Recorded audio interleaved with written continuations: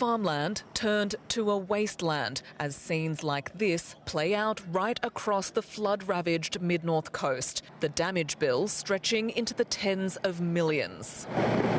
Just come in fast, hard hit. The damage is crazy, like people have lost a lot of stuff. Joseph's family has owned this house for over a century. It's not their first flood. That's 4 years ago. This is where it's come to now. Their home completely destroyed. That is all the debris there. It's heartbreaking, really. Sorry. Yeah, it is heartbreaking. The scale of the clean-up daunting. People can't do it. It's got to be machinery. People can't move this. As help comes from old friends. When we finish, it'll be better than I was before, champion.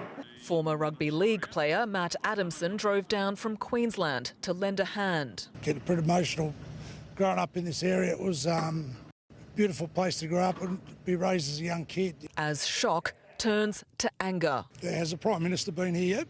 Has he turned up? You need to get as many people here as you can to make sure we get it cleaned up as quick as we can and people can get on with their lives. 600 kilometres away in the National Situation Room, the Prime Minister announcing 70 Defence personnel will be on the ground tomorrow, to be joined by 100 disaster relief workers by the end of the week. They will be involved in clean-up, in debris removal, in welfare checks and re-establishing critical infrastructure. Millions of dollars in disaster relief payments now available to residents and businesses in 19 council areas. My message to these communities is that all three levels of government have got your back. Any help's good help, but would I say it's good enough? No.